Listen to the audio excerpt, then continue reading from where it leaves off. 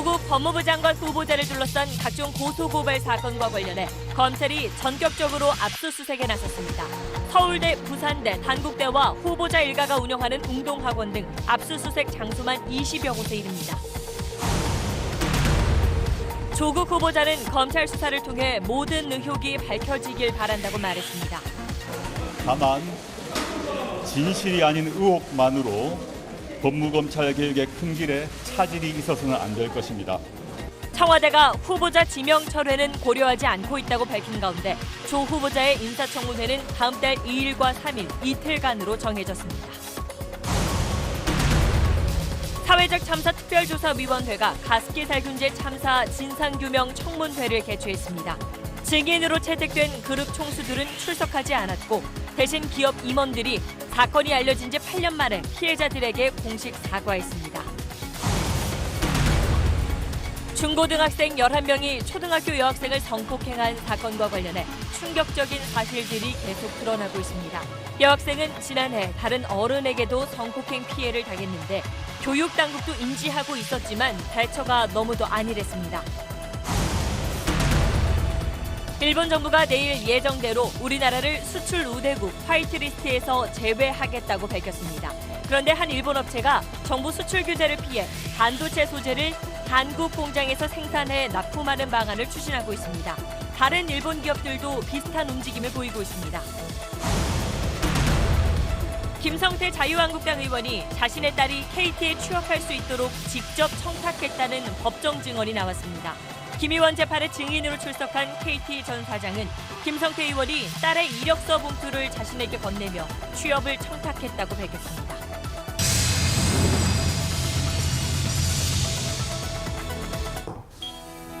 공기청정기가 도로 위로,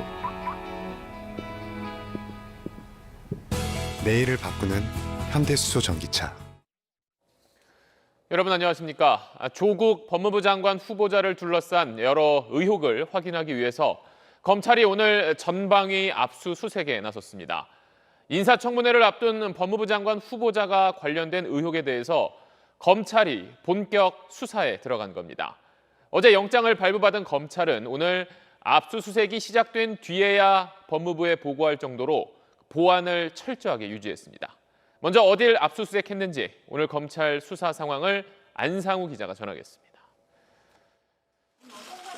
서울대 환경대학원 압수수색을 마친 검찰 수사관들이 서류 가방을 들고 문 밖으로 나옵니다. 어떤 자료 압수하셨나요? 검찰은 오늘 오전 서울대와 단국대, 부산대 의학전문대학원 등 대학 5곳을 압수수색해 조 후보자의 딸 조모 씨의 의학 논문 제일저자 등재와 장학금 수령 관련 기록들을 확보했습니다. 검찰은 조 씨가 의전원 재학 당시 유급을 했는데도 6번에 걸쳐 1,200만 원의 장학금을 준 노환중 교수가 부산의료원장으로 선임된 과정을 파악하기 위해 부산시청도 압수수색했습니다. 검찰은 또 조 후보자 가족이 10억 원 넘게 투자해 가족펀드 의혹을 받는 사모펀드 운용사 사무실과 조 후보자 가족들이 운영하며 위장소송 의혹이 제기된 웅동학원 재단 등 모두 20여 곳을 압수수색했습니다. 수사 관계자는 조 후보자와 관련한 고발 사건들의 혐의 내용을 명확히 파악하기 위한 자료 확보 차원에서 압수수색에 나선 것이라고 설명했습니다. 검찰은 어제 영장을 발부받았지만 오늘 압수수색을 시작하고 나서 법무부에 보고할 정도로 극도의 보안을 유지한 것으로 알려졌습니다. 검찰은 압수물 분석에 집중하면서 참고인 조사 등을 준비할 방침입니다.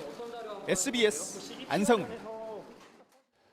오늘 대대적인 압수수색에 나선 곳은 서울중앙지검의 특수 2부였습니다. 검찰에서 원래 고소고발 사건은 주로 형사부가 처리하고 특수부는 그동안 부정부패라든지 권력형 비리 사건을 수사해 왔었습니다. 검찰 안에서도 최정예로 꼽히는 이 특수부가 이번 수사를 맡은 의미를 이현영 기자가 설명하겠습니다. 조국 후보자와 가족을 둘러싸고 검찰에 접수된 고소고발 11건 가운데 대부분이 어제까진 서울중앙지검 형사 1부에 배당돼 있었습니다. 하지만 오늘 조 후보자와 관련한 동시다발적 압수수색에 투입된 부서는 서울중앙지검 특수 2부였습니다. 본격 수사에 들어가면서 수사 주체가 형사부에서 특수부로 바뀐 겁니다. 경찰에서 1차로 수사를 하고 넘긴 사건과 일반적 고소 고발 사건 등을 수사하는 형사부와 달리 특수부는 규모가 큰 경제범죄나 권력형 비리범죄 정보 등을 자체적으로 수집해 수사합니다. 따라서 검찰이 조 후보자와 관련된 의혹 사건을 특수부로 다시 배당했다는 건 강도 높은 수사 의지를 내비친 거란 분석이 나옵니다. 과거 형사부에 맡겼다가 특수부로 재배당됐던 다른 사건들도 이런 해석에 힘을 실어줍니다.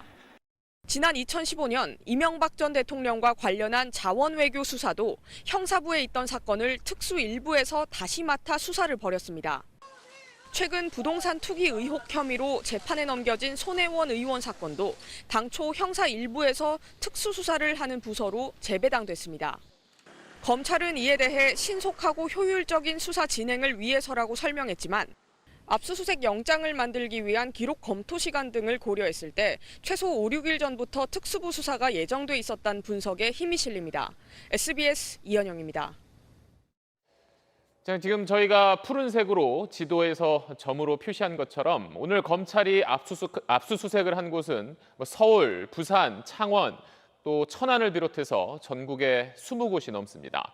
이 장소들만 봐도 검찰이 지금까지 나온 의혹 대부분을 수사 대상에 올렸다는 걸 알 수 있습니다. 검찰의 칼날이 어디로 향하고 있는지 정경윤 기자가 오늘 검찰의 압수수색 내용을 분석해봤습니다.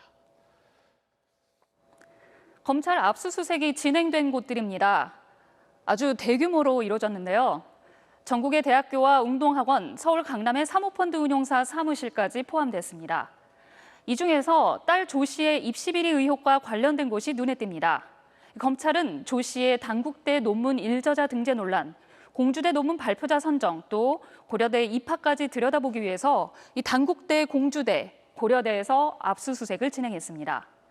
입시비리 수사에 주로 적용되는 업무방해 혐의를 입증하는 데 주력할 것으로 보입니다. 이 지도를 보시면 장학금도 중요한 수사 대상이라는 걸 알 수 있습니다. 검찰은 장학금 관련 의혹을 받고 있는 서울대 환경대학원과 부산대 의학전문대학원을 압수수색했습니다. 특히 낙제한 조 후보자 딸에게 6학기 연속 장학금을 준 지도 교수도 수사 대상이 되는데요. 이 교수는 올해 부산의료원장에 임명이 됐는데 검찰은 이 과정을 들여다본다면서 부산대병원, 부산의료원, 그리고 부산시청까지 압수수색했습니다. 경남 창원에 있는 운동학원은 조 후보자가 2009년까지 이사로 있었던 곳입니다. 이 중학교의 신축 공사를 맡았던 건설사 대표 조 후보자의 동생인데요. 공사 대금을 돌려달라면서 소송을 냈는데 운동학원은 변론을 하지 않고 패소했습니다. 야당은 이걸 두고 짜고 친 소송이라면서 조 후보자와 이사진을 배임 혐의로 고발했는데 검찰은 이 부분도 보고 있습니다. 조국 후보자 아내와 두 자녀가 투자했던 사모펀드, 이른바 가족펀드로 알려진 펀드 운용사도 수사 대상입니다. 또 이 운용사가 투자한 업체가 조 후보자가 민정수석이던 시절 관극공사를 177건이나 맡으면서 의혹이 제기됐었습니다. 지금까지 조 후보자와 관련해 검찰에 접수된 고소고발은 모두 11건입니다. SBS 정경윤입니다.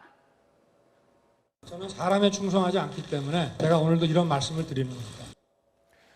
네, 방금 들으신 건 지난 2013년 국회 국정감사에 나왔던 윤석열 총장이 국정원 댓글 수사에 대해 증언하면서 했던 말입니다. 바로 그날 조국 후보자는 자신의 트위터에 윤 총장의 그 발언이 두고두고 내 마음에 남을 것 같다는 글을 남겼습니다. 그리고 6년이 흘러서 2019년 사람에게 충성하지 않는다는 검찰총장의 지휘 아래 법무부 장관 후보자를 둘러싼 의혹에 대한 수사가 시작됐습니다. 검찰이 왜 이 시점에 살아있는 권력에 대해서 수사에 나선 건지 임찬종 기자가 분석해봤습니다. 청와대든 또는 정부든 또는 집권 여당이든 만에 하나 권리권 들어가 있다면 그 점에 대해서는 정말 이렇게 엄정한 그런 자세로 이렇게 임해 주시기를 바라고요. 지난달 문재인 대통령은 윤석열 검찰총장에게 임명장을 주면서 문제가 있다면 살아있는 권력도 엄정하게 수사하라고 당부했습니다. 오늘 대대적 압수수색 배경에 대해 설명한 여러 검찰 관계자들은 이 말을 주로 인용했습니다. 조국 후보자가 높이 평가한 윤석열 총장의 기질이자 대통령이 당부한 내용대로 실천했을 뿐이란 겁니다. 외부에는 객관적 자료를 신속하게 확보하기 위한 실무적 필요 때문이라고 설명하지만 실제로는 윤석열 검찰의 정치적 중립성 보수를 의식하고 있는 셈입니다. 한 검찰 관계자는 검찰 개혁의 목표가 이처럼 살아있는 권력의 눈치도 보지 않고 수사하는 검찰을 만드는 것 아니냐고 반문하기도 했습니다. 조국 후보자 관련 여론이 나빠진 가운데 머뭇대다간 개혁 대상이 될 수 있는 검찰이 비난을 뒤집었을 거란 우려, 수사 대상인 조 후보자가 검찰총장에 대한 지휘권을 확보하기 전에 수사하는 것이 낫다는 판단도 있었다는 분석도 나옵니다. 청문회가 열리기까지 약 일주일 동안 검찰 수사가 어느 정도 속도로 진행되느냐가 청문 전국의 중요 변수가 될 것으로 보입니다. SBS 임찬종입니다.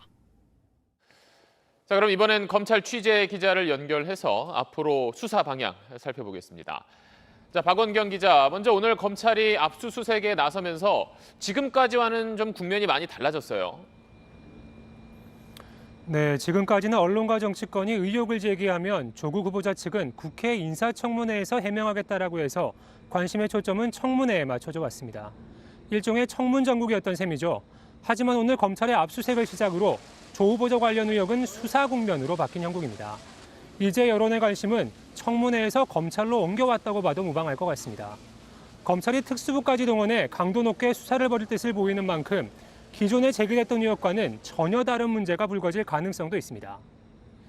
자, 이야기한 대로 이제 관심이 검찰로 더 쏠리게 됐는데 그럼 검찰 수사는 앞으로 어떻게 진행될까요?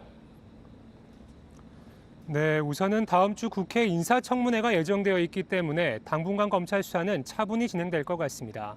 오늘 수사팀 관계자도 당분간은 압수물 분석에 주력할 것이다 이렇게 말하기도 했는데요. 그렇다고 검찰이 일부러 수사 속도를 늦출 것 같지는 않습니다. 가뜩이나 야권을 중심으로 청와대와 검찰이 짜고 하는 수사 아니냐 이런 말도 나왔는데 검찰로선 그런 의심을 없애기 위해서라도 압수물 분석에 따른 일부 관련자 조사는 청문회 전이라도 진행할 가능성이 있습니다. 자, 오늘 검찰의 압수수색을 놓고도 여러 가지 분석이 나왔는데 박 기자가 취재해 보니까 검찰 안에서는 어떤 이야기가 좀 나오던가요? 네, 검찰 내부에서도 오늘 압수수색은 전격적이었다, 예상하지 못했다 이런 평가가 많았습니다. 검찰 내부에선 본격적인 수사 착수 시기는 청문회 이유가 되지 않겠냐 이런 예상이 많았기 때문입니다. 하지만 한편에서는 의혹이 계속 커지고 있고 그만큼 증거인멸 가능성도 높아지기 때문에 신속한 압수수색이 필요했다는 목소리도 나옵니다. 또 조 후보자의 장관 임명 이후에는 수사하기가 쉽지 않은 점이나 야당에서 주장하는 특검 가능성까지 고려를 하면 현 시점에서의 수사는 불가피했다는 겁니다. 지금까지 서울중앙지검에서 전해드렸습니다. 네, 조국 후보자는 검찰 수사로 모든 의혹이 밝혀지길 바란다면서도 의혹만으로 검찰 개혁에 차질이 있어선 안 될 거라는 말도 했습니다. 그러면서 스스로 물러날 생각이 없다는 뜻도 분명히 했습니다. 한승구 기자입니다.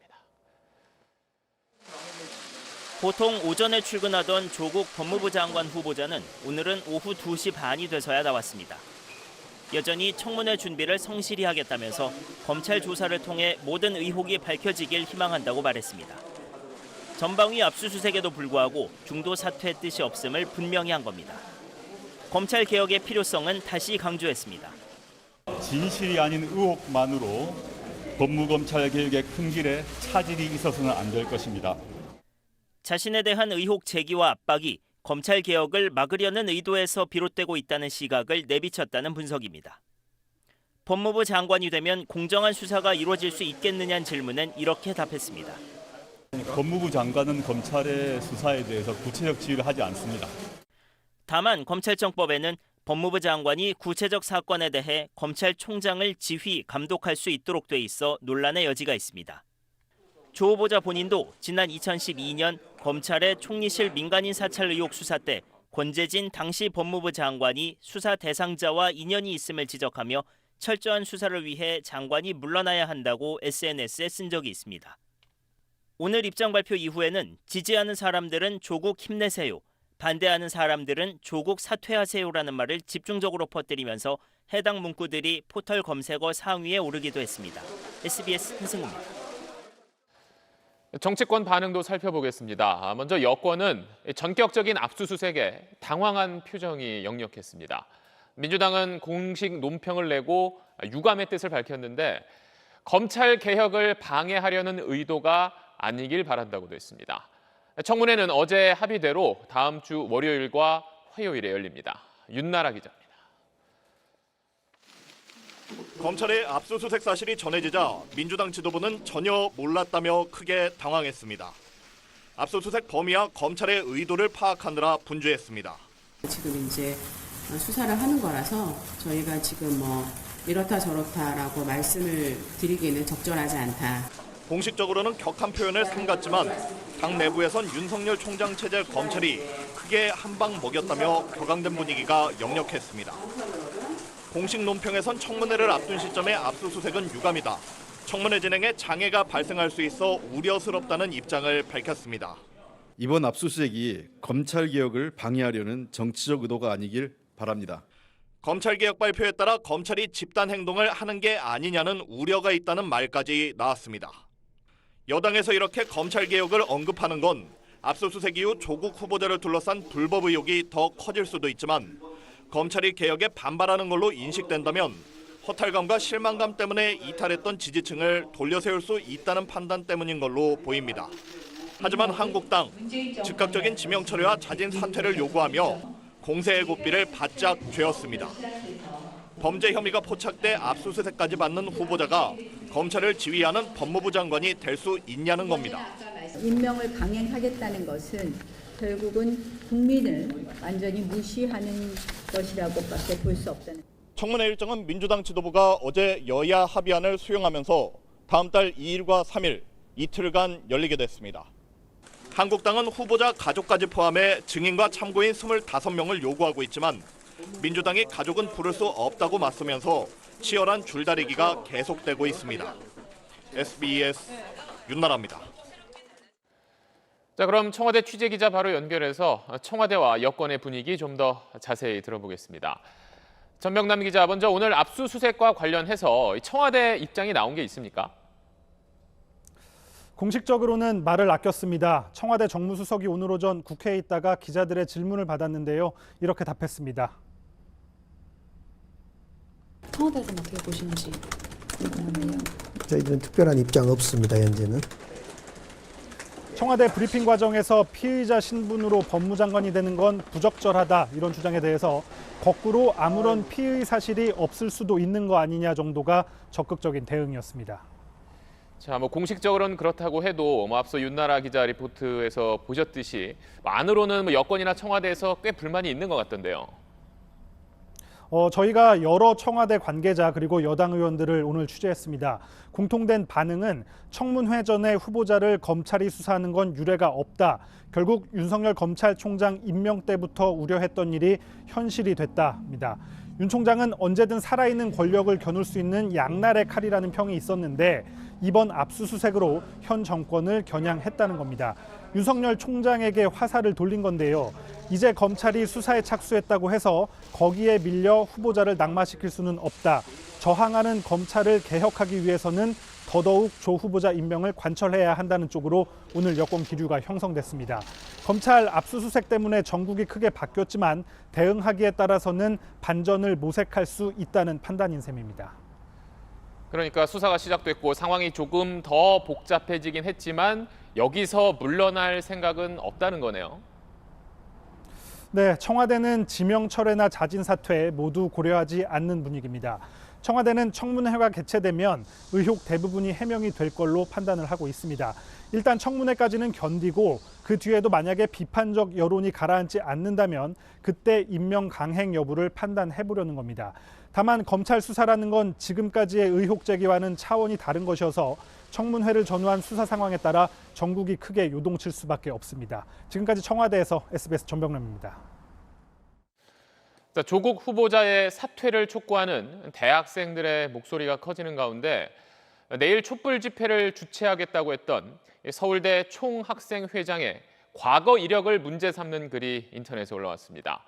역시 내일 집회를 앞둔 고려대에서는 인터넷 사이트가 해킹당하기도 했습니다. 이 내용은 정준호 기자가 전하겠습니다. 고등학교 때 제1저자로 논문을 썼다. 보수정당이 주최한 토론대회에 나갔다. 내일 조국 후보자의 사퇴 촉구 촛불 집회를 앞두고 주최 측인 서울대 총학생회 도정근 회장의 과거 이력을 문제 삼은 글들이 인터넷에 퍼졌습니다. 또 총학생회와 도시 개인 SNS 등엔 조국 후보자를 비판할 자격이 없다는 비판 댓글 수천 개가 달렸습니다.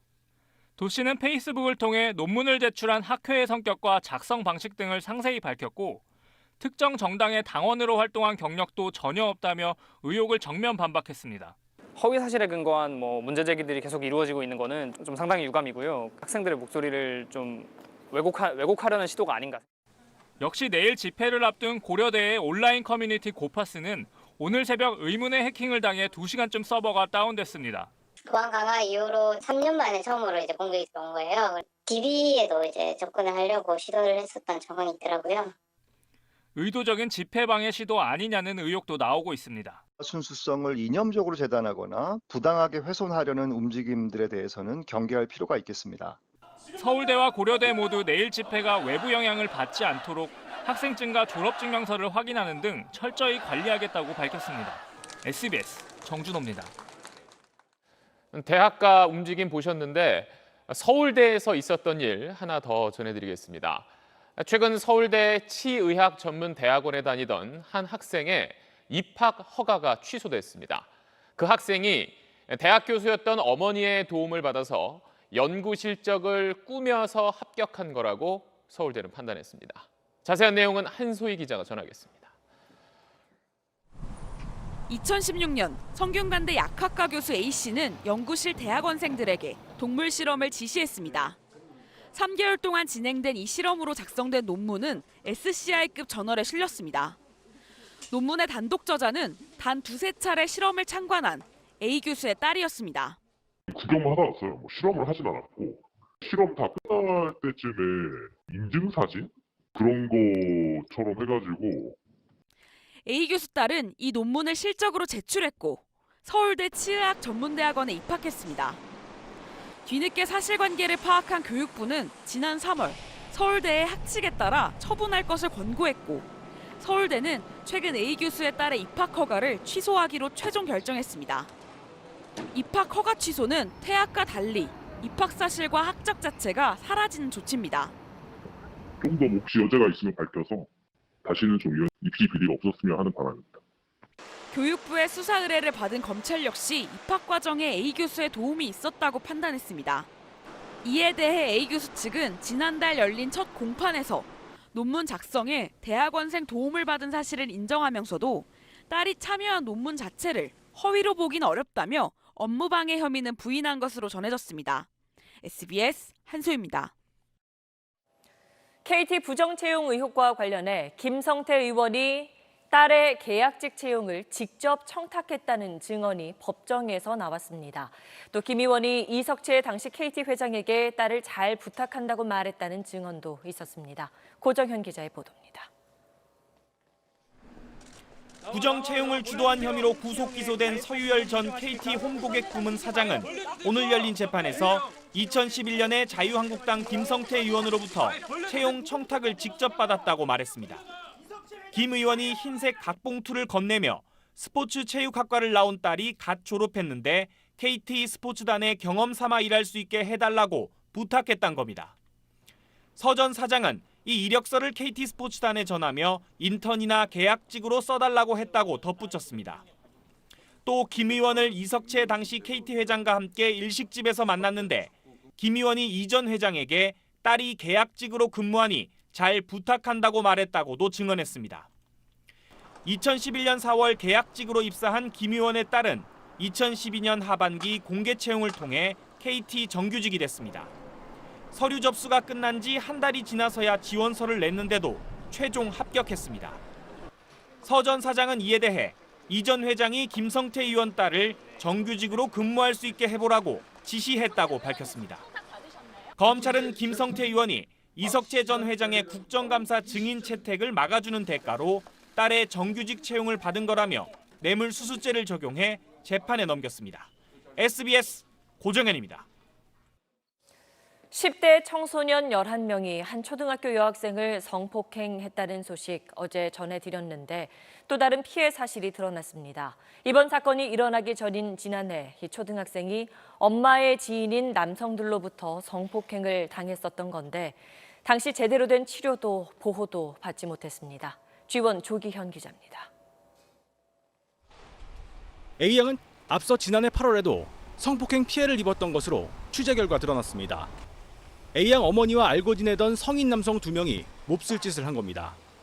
강원지방경찰청은 지난해 아동 청소년의 성보호에 관한 법률 위반 혐의 등으로 해당 남성 1명을 구속하고 1명을 불구속 입건했습니다. 기소해가지고 송치했고 재벌 방지에서는 분리조치를 해놨는데 주변 환경이 그렇지 않아. 그러니까 제대로 보호가 안 된 것이. A양은 최초 성폭행을 당한 이후 성폭력 피해 치료도 제대로 받지 못한 것으로 전해졌습니다. 해바라기 센터와 연계해 치료와 상담을 진행했지만 오지 않는 경우가 많아 센터 직원들이 직접 데리러 간 적도 많았다는 겁니다. 특히 A양은 성폭행 피해 이후에도 보호자가 야간에 자주 집을 비우는 환경 속에 놓여 있었습니다. 저희가 이제 나중에 그걸 알게 돼서 나중에 이 학생을 어쨌든 분리해서 치료를 해야 될 필요가 있다고 판단이 들어서 사실은 쉼터라든지 그리고 엄마가 돌봄이 전혀 안 되니까. 취재팀은 교육기관을 통해 A양의 보호자와 연락을 시도했지만 연락이 되지 않았습니다. G1 뉴스 조기현입니다. 보신 것처럼 피해 초등학생에겐 든든한 울타리가 되어주는 곳이 없었습니다. 가정, 그리고 지역사회, 또 학교에도 의지할 수 없었는데 심지어 교육당국 담당자의 인식은 기가 막힐 정도입니다. 이어서 G1 박성준 기자입니다. 작년 9월 해당 학교와 교육지원청은 A양이 성인 남성들로부터 성폭행을 당했다는 사실을 인지했습니다. 하지만 7개월 만에 또다시 10대 11명으로부터 성폭행을 당한 겁니다. 경찰에 따르면 구속된 가해 학생 가운데 일부는 성폭행 장면을 촬영하기도 했습니다. 성폭행 사실이 알려지면 인생이 힘들어질 테니 들켜도 말하지 말라며 피해 학생을 협박까지 한 것으로 전해졌습니다. 교육기관은 그동안 뭘 하고 있었던 걸까? 해당 지역 교육지원청은 A양을 대상으로 지속적으로 상담을 해왔다고 밝혔지만 상담이 진행되는 상황에서도 추가 성폭행 피해가 발생했습니다. 올해 A양이 몇 차례 결석을 한 뒤에야 뒤늦게 친구들을 상대로 조사에 나서면서 또 다른 피해 사실을 알게 됐습니다. 더욱 충격적인 건 교육당국의 태도입니다. 이렇게 되기까지 A양 탓도 있다는 겁니다. 얘가 성적 호기심이 되게 강한 아이예요. 어떻게 보면 합의해서 한 건데 만 13세 이하니까 이런 애들이 처벌을 받게 되는 거잖아요. 해당 학교는 최초 성폭행 피해 이후 A양에 대한 보호 조치가 제대로 이뤄졌냐는 취재진의 질문에 할 건 다 했다며 정확한 보호 조치에 대해서는 확인해 줄 수 없다고 밝혔습니다. G1 뉴스 박성준입니다. 늦은 밤에 한 남성이 화장실 창문으로 휴대전화를 내밀어 여성을 불법 촬영하고 달아났습니다. 성범죄에 대한 불안감 때문에 이사까지 왔던 피해자들은 충격이 큽니다. 경찰은 용의자를 쫓고 있습니다. 정다은 기자입니다. 1인 가구가 모여있는 서울 논현동 빌라촌. 한 남성이 빌라 주차장 담을 딛고 올라섭니다. 창문으로 욕실 안을 들여다보다 잠시 주변을 두리번거립니다. 이내 휴대전화를 꺼내 들고 창문 가까이 가져다 댑니다. 지난 22일 밤 10시쯤 30대 직장인 이모 씨는 함께 사는 여동생에게서 다급한 전화 한 통을 받았습니다. 제가 밖에 나와 있을 때 동생이 샤워 중에 손이 쑥 나온 것 같다. 창문에서 딱 봤을 때 밖에 방충망이 활짝 열려 있어서. 성범죄를 피해 사는 곳까지 옮겼던 터라 충격은 더 컸습니다. 강동구 살 때 저희 집 화장실 창문을 깨고 들어와서 안에서 이제 저희 속옷만 다 훔쳐서 간 적이 있었어요. 문제는 CCTV에 다 나왔음에도 불구하고 아예 잡지도 못했어요. 이젠 불안한 걸 넘어 정상적 생활이 힘들 정도입니다. 자기 전에 계속 생각나서 잠도 계속 창문도 그냥 계속 닫아놓고 그래서 계속 그냥 누가 나를 쳐다보고 있는 느낌? 계속 들어요. 주거침입 성범죄는 매년 300건 이상 발생하고 있습니다. 특히 33세 이하 여성 1인 가구의 주거침입 피해가 큰 걸로 집계됐는데 성폭력 같은 강력범죄로 이어지기 전에 처벌할 수 있는 법안이 도입돼야 된다는 지적이 나옵니다. 강간이나 아니면 인명피해가 날 때까지 기다려서 결국에는 검거를 아무리 잘 해봤자 여성이 입는 피해는 막대하기 때문에 예방적 차원에서의 법률을 얼만큼 잘 이제 구축을 하느냐가. 경찰은 빌라 CCTV와 주변 증거물들을 확인해 용의자 추적에 나섰습니다. 또 여성들이 많이 사는 1인 가구 밀집 지역 순찰을 강화하고 CCTV도 추가 설치하겠다고 밝혔습니다. SBS 정다은입니다. 반려동물 키우면서 좋은 것 주고 싶은 마음에 수제 간식이나 사료 주문하는 분들이 많습니다. 가격도 비싼 편인데 이번에 일부에서 세균과 대장균군이 검출됐습니다. 안서현 기자입니다. 회사원 우지수 씨는 아끼는 반려견에게 일주일에 한두 번은 수제 간식을 줍니다. 가격은 비싸지만 대량 생산되는 사료보다 영양가가 높은 간식을 먹이고 싶기 때문입니다. 일주일에 한두 번이라서 뭐 크게 부담이 되는 거는 아닌데 아무래도 가격대가 좀 있다 보니까 저희가 주고 싶은 만큼 뭐 많이 주지는 못하는 상황입니다. 소비자원이 시중에 유통되고 있는 반려동물 수제 사료와 간식 25개 제품을 조사한 결과 수분 함량이 60%를 초과하는 2개 제품 가운데 1개에서 세균과 대장균군이 검출됐습니다. 동물성 단백질을 포함하고 있는 냉동 사료 1개 제품에서도 세균 발육이 양성으로 나타나고 대장균군이 검출돼 위생에 문제가 드러났습니다. 수분과 동물성 단백질 함량이 높을수록 세균이 증식할 위험이 더 커지는데 명확한 기준과 규격이 없는 것도 문제입니다. 오히려 세균수나 대장균군 등에 대한 그 기준 마련이 더 필요한 부분인데 이런 부분에 있어서는 기준이 현재 설정이 되어 있지 않습니다. 또 방부제 무첨가를 강조한 15개 제품 가운데 7개는 소르빈산 등 보존제가 검출됐습니다. 반려동물의 증가로 수제 사료 판매도 계속 늘고 있는 만큼 소비자원은 농림축산식품부에 관련 기준 마련을 요청할 계획입니다. SBS 안서연입니다.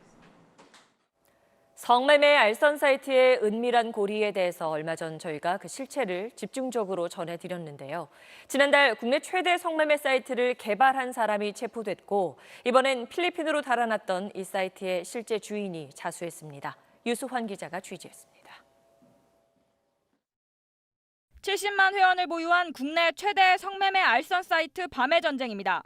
이 사이트의 운영 총책인 47살 마모 씨가 지난 14일 필리핀에서 자진 입국해 인천공항에서 체포됐습니다. 마 씨는 지난 2014년 4월부터 5년 넘게 성매매 알선 사이트 3개를 운영해 수백억 원대 이익을 챙긴 혐의를 받고 있습니다. 필리핀 도피 생활 중에도 성매매 고객 정보가 든 서버를 바탕으로 성매매 사이트를 운영하며 추적을 피해왔지만 지난 6월 경찰이 성매매 사이트 밤의 전쟁과 전쟁을 선포하면서 궁지에 몰리기 시작했습니다. 특히 사이트를 폐쇄해도 총책인 마 씨를 잡지 않으면 사이트 이름만 바꿔 얼마든 운영할 수 있다는 점이 SBS 보도로 드러나면서 자신에 대한 경찰 수사망이 조여들고 국내에 있던 개발자까지 지난달 초 검거되자 자수를 결심한 걸로 보입니다. 경찰은 마 씨를 지난 23일 기소 의견으로 검찰에 송치하고 필리핀에 남아있는 또 다른 공동 운영자에 대해서도 수배 명령을 내렸습니다. SBS 유수환입니다. 다음 소식입니다. 일본 정부가 시민단체들의 반대에도 그동안 예고했던 대로 내일 우리나라를 수출 우대 국가 명단에서 빼기로 했습니다. 이제 일본에서 한국으로 수출할 때는 먹는 것과 목재 빼고는 거의 다 허가를 받아야 합니다. 도쿄 성회용 특파원입니다. 일본 시민 노동단체 회원들이 아베 총리 관저 앞 도로를 메웠습니다. 강제징용 배상 판결에 대한 보복인 수출 규제를 철회하고 대화로 해결하라는 목소리가 터져나왔습니다. 회원 110만 명인 전국 노동조합 총연맹과 개헌을 반대하는 시민단체들이 함께했습니다. 반대 목소리가 커지는데도 아베 정권은 한국을 수출 우대국에서 제외하는 조치를 내일 강행한다고 밝혔습니다. 厳格な審査に努めるとともに今まで通り粛々と運用していきたいというふうに思っています。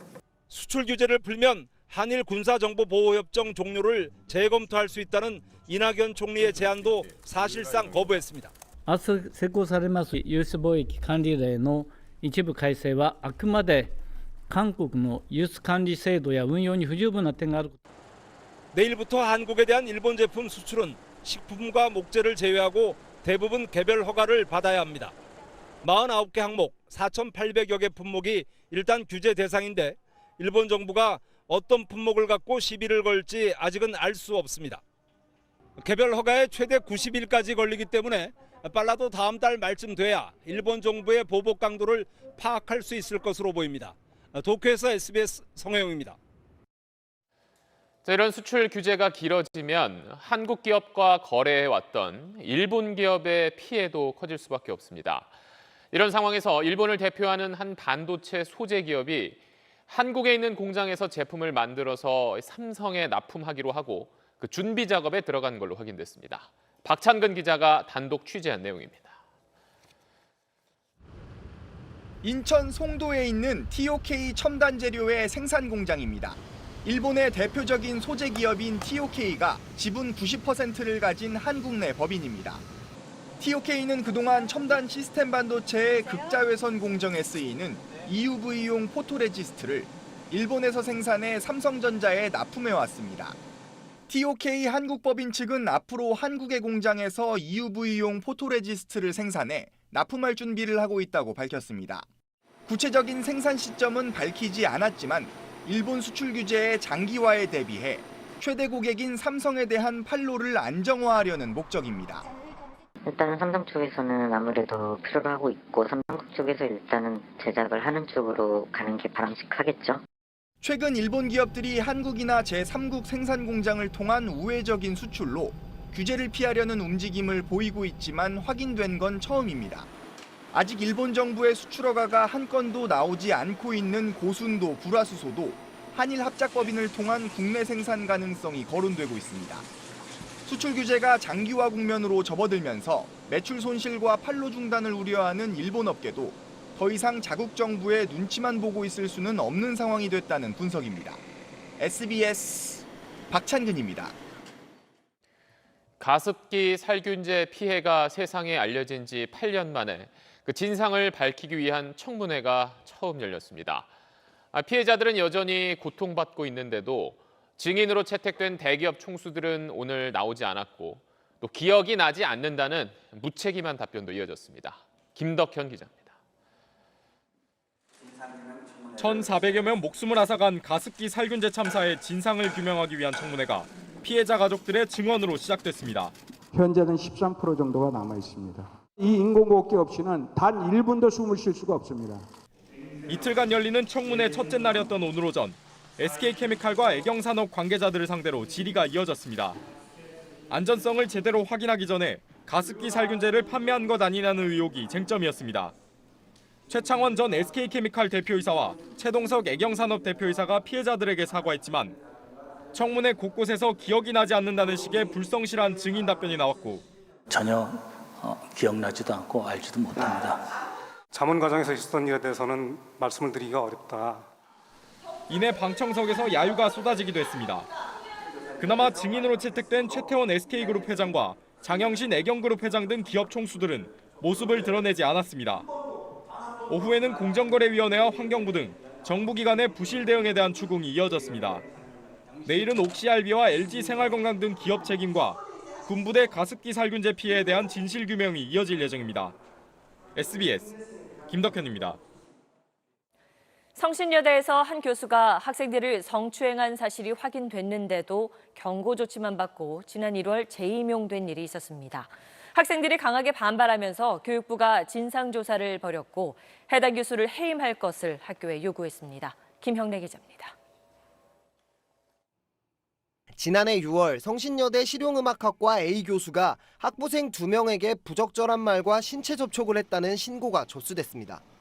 1대1 전공 수업 도중 학생들의 얼굴을 쓰다듬고 손깍지를 끼거나 강의 도중 성희롱 발언을 했다는 주장도 나왔습니다. 우리 까락하게 봅시다. 우리 밖에서 나왔으면 오빠였을 거 아니야. 솔직히 내 친구 여자친구들이 당신들보다 어려. 학내 징계위원회 결과 학교 측은 가장 낮은 징계인 경고 처분을 내렸고 A 교수는 지난 1월 재임용됐습니다. 학생들은 솜방망이 처분으로 교수 신분을 유지하게 해줬다며 강하게 반발했습니다. 교내 곳곳에 포스트잇을 붙이고 수백 명이 행진 시위를 벌였습니다. 교육부는 진상조사 결과 A 교수의 성적 언행과 부적절한 신체 접촉, 폭언과 폭행 사실을 확인했다며 성신여대의 A 교수 해임을 요구했습니다. 교육부 결과가 이렇게 긍정적으로 나온 만큼 학교에서도 결과를 따라서 이제 앞으로 성폭력 근절에 더욱 앞장서는 학교가 되었으면. 지난해 개정된 사립학교법은 교육부가 해임을 요구할 경우 학교는 특별한 사유가 없으면 따라야 한다고 규정하고 있습니다. 이번이 법 개정 이후 첫 적용 사례로 성신여대는 이사회를 열어 논의하겠다고 밝혔습니다. SBS 김영래입니다. 홍콩 시위가 오늘로 80일째를 맞으면서 5년 전 우산혁명을 넘어선 최장기 시위가 됐습니다. 최근 시위 현장에는 실탄까지 등장했는데 지금의 홍콩 시위는 5년 전과 뭐가 비슷하고 뭐가 다른지 베이징 송우 특파원이 분석했습니다. 경찰이 발사한 최루액을 우산으로 막아내는 시위대. 이 모습은 홍콩 행정장관 완전 직선제를 요구한 2014년 우산혁명의 상징이 됐습니다. 홍콩 시민의 민주화 의지를 보여준 우산혁명은 그러나 정부의 강경 대응과 시위대 내부 의견 대립, 그리고 시민 참여 저하로 79일 만에 미완으로 끝났습니다. 5년이 지난 6월 9일 홍콩 시민 100만 명이 거리로 나왔습니다. 범죄인 인도 법안이 통과되면 누구나 중국에 끌려갈 수 있다는 불안감 때문이었습니다. 정부가 법안의 사실상 폐기를 선언했지만 오늘까지 시위는 80일간 이어졌고 시위 양상도 과격해졌습니다.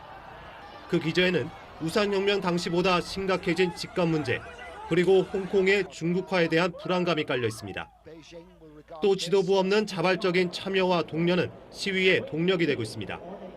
때문에 폭력 시위 논란 속에서도 지난 18일 시민 170만 명이 다시 거리로 나왔고 우산혁명 때 직선제까지 요구하고 있습니다. If we just stay as what we have been doing in 2014, that would end up with nothing. And this time is now or never. 하지만 캐리람 홍콩 행정장관은 오늘도 대화는 하겠지만 현 상황에서 시위대 요구는 수용이 어렵다고 밝혔습니다. 시위대도 31일 또다시 대규모 시위를 예고하고 있고 중국 정부는 개입 가능성을 내비치면서 불안한 대치는 이어지고 있습니다. 베이징에서 SBS 송욱입니다. 유명 음식 주문 배달 앱 요기요의 배달 노동자, 이른바 라이더들이 업체로부터 몇 달 동안 업무 지시와 감독을 받았다고 주장했습니다. 개인 사업자로 계약해 근로자 대우는 안 해주면서 사실상 근로자처럼 일하게 한 이를테면 위장도급이라는 겁니다. 유덕기 기자가 보도합니다. 오토바이 배달 개인 사업자인 박재덕 씨. 배달앱 요기요의 형제 회사인 플라이앤컴퍼니와 위탁 계약을 맺고 배송 업무를 맡아왔습니다.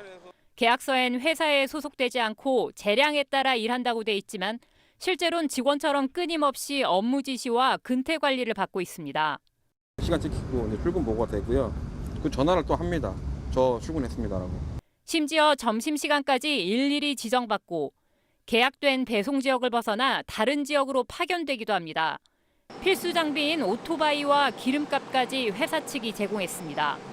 박 씨를 포함한 배달 노동자 5명은 업체가 사실상 고용한 것이었다며 근로자 지위를 인정할 것을 요구했습니다. 영업수단이라고 할 수 있는 오토바이도 이 피입 진정인 회사 소유이고요. 진정인들을 개인 사업자라고 주장하는 것은 사실 억지 주장에 가깝고요. 위법 부당합니다. IT 기술을 활용한 비즈니스 모델이 늘면서 박 씨처럼 사업자 계약을 맺고 일을 처리하는 이른바 플랫폼 노동자가 급증하고 있습니다. 문제는 업체들이 우월적 지위를 이용해 이들 플랫폼 노동자에게 부당하게 요구하는 사례가 늘고 있다는 점입니다. 배달앱이라는 새로운 경영 비즈니스 모델은 우리 사회에 들어왔으나 실질적으로 고용이나 지시명령 관계로 보면 전통적 제조업의 위장도급 성격하고 다르지 않다. 위장도급 의혹 제기에 플라이앤컴퍼니 측은 업무 지시에 강요가 없었으며 배달기사 확보가 어려워 오토바이와 유류비를 제공한 것이라고 주장했습니다. SBS 유덕기입니다. 낙동강 상수원 구간에 석 달째 조류 경보가 발령돼 있습니다. 그런데 지방자치단체에서 운영하는 공공하수처리장에서 그동안 녹조 원인 물질을 기준치 넘게 방류해 온 게 드러났습니다. 이용식 기자입니다. 낙동강 상수원 구간인 창녕 함안보입니다. 연두빛 녹조띠가 강 가장자리를 중심으로 길게 퍼져 있습니다. 물 위에 떠 있는 녹조 알갱이가 바람에 사방으로 퍼집니다. 하루 24만 톤을 취수하는 칠서 취수장도 녹조 비상입니다. 수면 교환 장치와 살수 장치를 사용하여 녹조 유입을 막고 있습니다. 이곳 창녕 함안보를 비롯해 강정 고령보와 칠곡보 등 낙동강에서 상수원으로 활용하는 3개 보에는 관심 단계 이상의 조류 경보가 발령돼 있습니다. 이런 가운데 낙동강으로 흘러드는 하수처리장 18곳이 지난해와 올 1분기까지 29번에 걸쳐 녹조 원인 물질인 인과 질소를 기준치를 초과해 방류한 것으로 나타났습니다. 녹조 발생 시기인 2, 3분기 위반 횟수도 12번이나 됩니다. 할 말이 없습니다. 그럼에도 불구하고 운영하는 데 있어서는 여러 가지 제약 요건들이 있습니다. 수질 원격 감시장치 TMS에 적발된 건데 창원의 한 하수처리장은 총 인해 기준치를 최대 13배까지 초과했습니다. 하수처리장들은 총인 처리 시설을 가동하고 있지만 초과 방류는 막지 못하고 있습니다. 환경부는 방류 수질 기준을 위반한 18개 지자체에 개선 명령을 내리고 최대 500만 원의 과태료를 부과했습니다. SBS 이용식입니다.